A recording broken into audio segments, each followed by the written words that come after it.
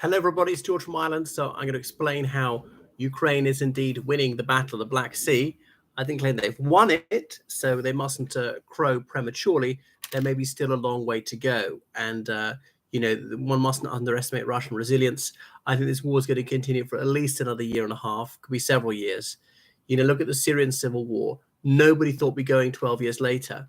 Look at the Libyan civil war. Nobody thought it was going to be going 12 years later, and on and on. All right. So because it was on the 13th of September that there was a Ukrainian missile strike on two dry docks in Sevastopol. That is the main port on the Crimean Peninsula, that Ukrainian peninsula, which Russia illegally seized in 2014. Russia having freely agreed this was Ukrainian sovereign soil, Putin himself signed a treaty recognizing it as illegally Ukrainian in 2003. Putting your name to the document like that in Russia would be a crime today, a document that Putin himself signed. Anyway, so there were two Russian warships and a submarine there. Looks like all three of them were damaged. It's impossible to assess just how severely right now. So it could take months to repair them and to remove the debris.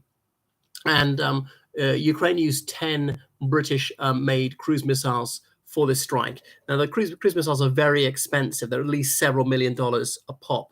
And Ukraine doesn't have many of them, which underscores the importance the Ukrainians attach to taking out this dry dock. It's a very large one.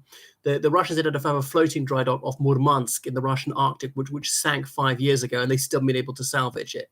And they've only got one other dry dock of this size, and that's their other major sea, the Pacific Ocean. They don't have one in the Baltic because the Baltic is very enclosed. There's a stretch of about 3 kilometers between Denmark and Sweden at the narrowest point. So NATO countries could very, very easily interdict them there. Denmark's a NATO country, Finland is as well, and Sweden probably joining in a matter of months. So they don't want to be trapped in there. That's why more the open seas would have these dry docks. Of course, the Black Sea, they can be trapped in very easily because there's only 800 meters in the Bosphorus in Turkey, across that waterway that flows to the middle of Istanbul, Turkey. So this dry dock being out of commission is a major headache for the Ruskies because the dry dock themselves only been slightly damaged. They are very tough, they're very durable and difficult to destroy. But even so the Russians will have to clear the debris. But the Sevastopol dry dock, even if it's fully operational, ships in there are sitting ducks because they're there for weeks undergoing repairs, and ships need to come in at least every few years for a full refit. And so Russia will be unable to repair ships in the Black Sea. So they want to sail out of the Black Sea to go through to go all the way to Murmansk. Well, they can't go there. To go all the way to the Pacific Ocean, that's a very long way. Are they going to make it? There might be sink on the way if they're already badly damaged. And will NATO block them? I'm not sure NATO's even going to allow them out through the Bosphorus Strait. I'm not sure what the international agreement is, but NATO didn't try and prevent that for decades. For the first time, they might do. And the Russians, if they can't defeat the Ukrainians, how on earth are they going to defeat NATO? If they can't defeat Ukraine with 40 million people, how are they going to defeat NATO with 500 million people? Anyway. So coming on to this, Russia does have some smaller dry docks in the Black Sea, Novorossiysk, and I can't remember the other port is near Sochi, but they cannot perform complex repairs or repair particularly big ships. So these Russian ships in the Black Sea are going to be increasingly no longer seaworthy.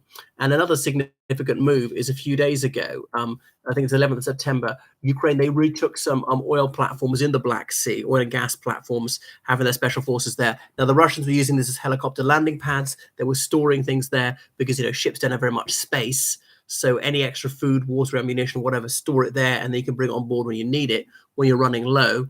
And they were launching missiles from there, but they can no longer do that. I mean, the Ukrainians, I don't think they can hold those sea oil platforms. They might be better off destroying them rather than leaving the possibility of the Ukrainians, as the Russians retaking them. Because the Ukrainians, they try and garrison them, they could be a sitting duck themselves.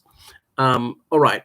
So Russia's put an awful lot of assets into Crimea. I mean, they built airfields, they upgraded that dry dock, as I said. They've got tens of thousands of ground troops, they've got tanks, artillery, so on, and rocket systems. And the Ukrainians claim they took out a Russian air defense system the other day, which costs a lot, tens of billions of dollars.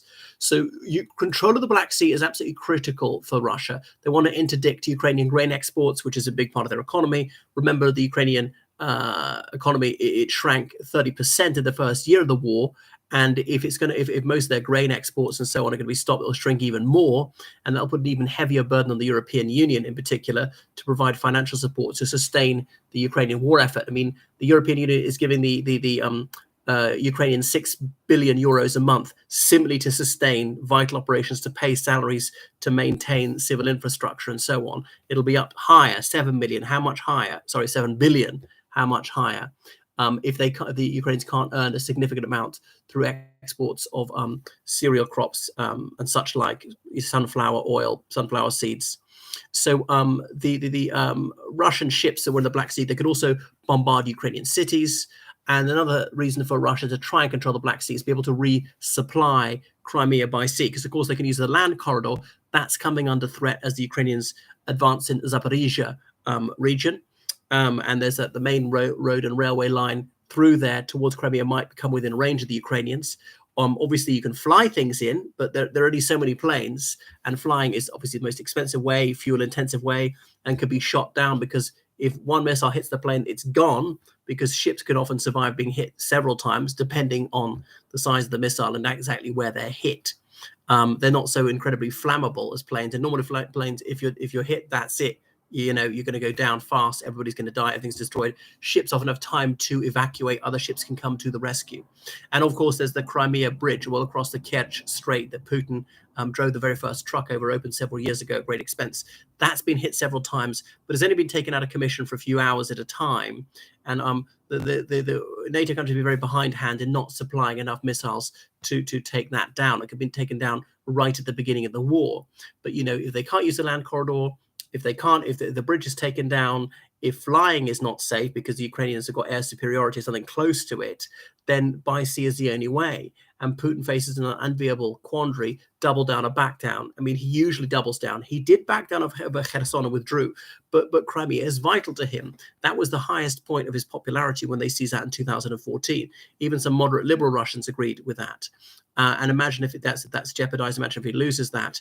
So he'll do everything he could to maintain that. But then if Crimea is lost, that's so many more thousands of troops, tens of thousands forced to surrender, so many tanks, so many artillery pieces, so many air defense assets and so on falling into Ukrainian hands, or at best are being destroyed. The Ukrainians can't use them. And that'd be a real nightmare scenario for Putin, where they've more than hinted they might resort to weapons of mass destruction to try and retain their illegal control of the Crimean Peninsula.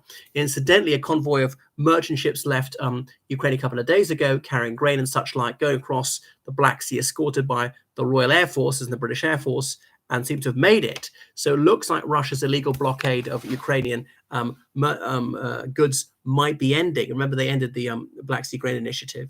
Right, thank you for watching. Please subscribe to my channel. GeorgeCallahan79@gmail.com is me on PayPal. Please donate. Goodbye.